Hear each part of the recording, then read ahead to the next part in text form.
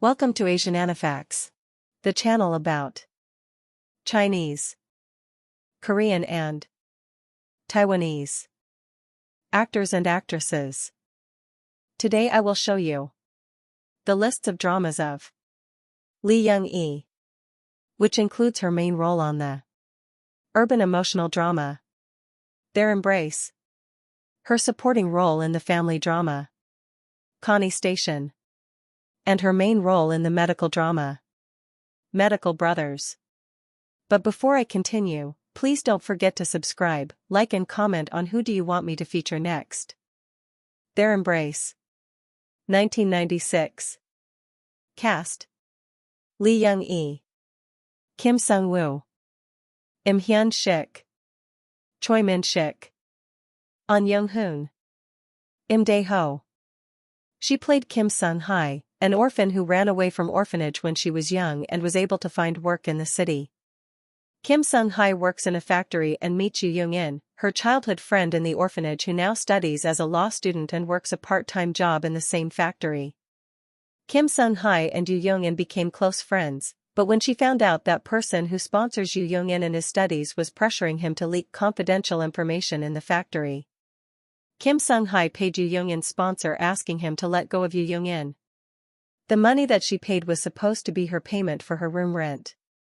Kim Sung-hae was suddenly kidnapped by an unknown group of men who was led by a politician. Kim Sung-hae was tortured and was harassed by the politician's bodyguard as she refused to leak confidential information on the factory. 5 years later, Kim Sung-hae met her senior in the orphanage who offered her a job in an intelligence company. Kim Sung-hae accepted the offer, but she refused to tell her senior about her past life. Kim Sung-hae bumped on Yoo Young-in and he invited Kim Sung-hae to have a chat, but she declined. Kim Sung-hae rode in the car of the politician as she was tasked by the politician to get information on a certain company. Kim Sung-hae uses her beauty to get information on the employees of the company and record their conversations. After getting the information, Kim Sung-hae pretended to go to the washroom, but when she was about to return to the employee was already dead and was surrounded by a lot of people. Kim Sung-hae believed that the suspect was the politician, but it was unbeknownst to her that Yoo Young-in saw her talking to the employee and he suspected her. Kim Sung-hae was found by Yoo Young-in, who convinced her to talk to him about the employee that died, but Kim Sung-hae remained silent. Kim Sung-hae met with the politician again and she told him that she wanted to quit, but the politician refused to let her go. Then she saw the man that has abused her before. Kim Sung-hae gave all the copies of the information that she gathered to Yoo Young-in and confessed to her all the things that she had done in 5 years that she had gone. Yoo Young-in filed a case against the politician with the evidence that Kim Sung-hae was given to him, but the politician was informed that the evidence was in Yoo Young-in, so the politician ordered his bodyguard to steal the evidence in Yoo Young-in. Kim Sung-hae found out that the evidence was with the politician, so she ends the life of the bodyguard who tortured her before. And she confessed all of this to Yoo Young-in. But Yoo Young-in begs Kim Sung-hae not to disappear again in his life and that he was willing to protect her with his life. Kim Sung-hae was found by the police as the politician pushed all his crime on Kim Sung-hae using his connections, and even involved Yoo Young-in of conniving with Kim Sung-hae, but Yoo Young-in defended her in court and was sentenced with 2 years imprisonment and 4 years probation. Kani Station. 1996. Cast: Lee Young-e, Lee Jong-won, Park In-hwan, Yoo Yeo-young, John Do-yeon, Lee Hae-suk. She played Kim Chae-won, a graduate student who was preparing for her thesis and was assisted by Choi Jong-in, a part-time lecturer at a university. Kim Chae-won was asked by Choi Jong-in to take care of his youngest sister for a while as he needs to meet with his younger sister's professor, because of an issue of his younger sister. Kim Chae-won gladly accepted it, and while talking to the younger sister of Choi Jong-in, she finds out that she is going through a common phenomenon experienced by adolescent girls and tells Choi Jong-in not to worry too much. One day, Choi Jong-in brings Kim Chae-won home to prepare for her thesis. Kim Chae-won was seen by Choi Jong-in's older sister and younger sister and think that Kim Chae-won is Choi Jong-in's lover. When Choi Jong-in's father returned home, he was told by his daughters that their brother brought a woman in the house, and they think of marrying Kim Chae-won and Choi Jong-in and started to worried about the cost of wedding. Kim Chae-won heard that Choi Jong-in was not chosen to be a full teacher in the university, so she meets him to comforts him, and told him that he is an attractive and capable man. Choi Jong-in, who is drunk, asks Kim Chae-won if he is really attractive and capable, and what if he can't feed her, and Kim Chae-won says that she will feed him. Choi Jong-in went on a trip with Kim Chae-won and proposed to her while eating cup noodles. Kim Chae-won went with her first love who invited her for a coffee, and she was seen by the younger sister of Choi Jong-in. Kim Chae-won was visited by the upset Choi Jong-in after he hears from his younger sister that Kim Chae-won was meeting a nice man. Kim Chae-won admit to Choi Jong-in that she indeed meets a man, her first love. Choi Jong-in became a full-time lecturer, meets Kim Chae-won and asks her to go with him in the dinner party of his professor for his daughter who officially going to work to the broadcasting station. In the evening, Kim Chae-won and Choi Jong-in go to the dinner party, but was told that it has been postponed, but has not informed Choi Jong-in, because she has something to say to him and Kim Chae-won leaves. One day Choi Jong-in secretly talks to Kim Chae-won about marriage, but Kim Chae-won is afraid of her own marriage because of her parents' discord that she experienced as a child. Choi Jong-in's father was diagnosed to be ill and he tries to hasten Choi Jong-in's marriage.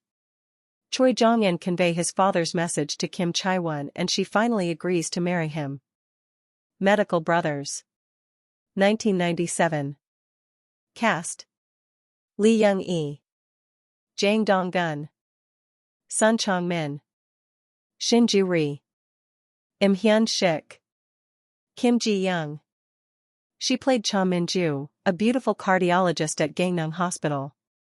Cha Min-ju is in a 10-year relationship with Kim Soo-hyung, the intelligent and self-centered chief of cardiothoracic surgery at Gangneung Hospital, who never fails surgery, second grandson of the Kim family. When Kim Soo-hyung returns to the hospital after studying abroad, Cha Min-ju was surprised to see him and she sent him home after her work hours. Cha Min-ju was upset with Kim Soo-hyung for not telling her that he has returned. Cha Min-ju was also criticizes Kim Soo-hyung because in many years that he was abroad he only called her on the phone 3 times. But Kim Soo-hyung dismisses it lightly and forcefully kisses her. Cha Min-ju, who misses Kim Soo-hyung, responded on the kiss and her anger diminished. A young patient with an unusual heart disease is admitted to the hospital but cannot undergo surgery because there is no money for surgery. Cha Min-ju thought that if the patient agrees on the surgery, she could ask Kim Soo-hyung to perform this surgery. Kim Soo-hyung pays for the surgery through a back deal with a pharmaceutical company employee, without telling Cha Min-ju. However, Cha Min-ju accuses Kim Soo-hyung of using dirty money and says that she doesn't like people saying that he is a doctor with surgery addiction, but Kim Soo-hyung says that he doesn't care what others say. Cha Min-ju's order to a terminally ill patient with lung cancer is miscommunicated and the patient dies, which turns into a euthanasia issue and the matter escalates into a lawsuit, but Kim Soo-hyung reveals that the patient had already had respiratory arrest before receiving the injection, that cause of death, thus clearing Cha Min-ju of the charge. Cha Min-ju heard that Kim Soo-hyung had proposed marriage to the daughter of Kim, after knowing that he was not a son of the Kim family. Cha Min-ju broke up with Kim Soo-hyung, who heartlessly told Cha Min-ju that he never loved her. Heartbroken, Cha Min-ju overworked her body, contracting hepatitis B while working and fell into a serious condition.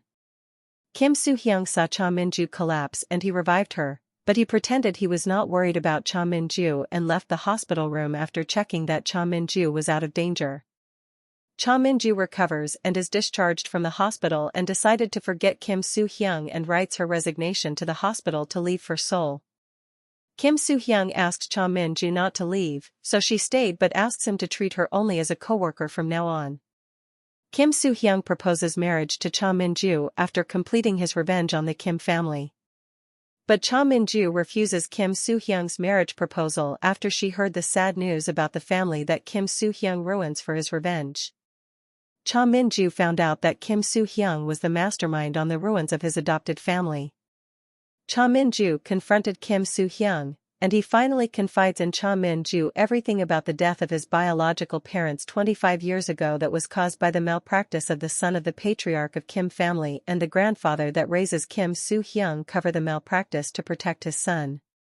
Cha Min-ju finds out that Kim Soo-hyung was terminally sick and had a few months to live, so she asks him to marry her because she wants to live as his wife even for a day.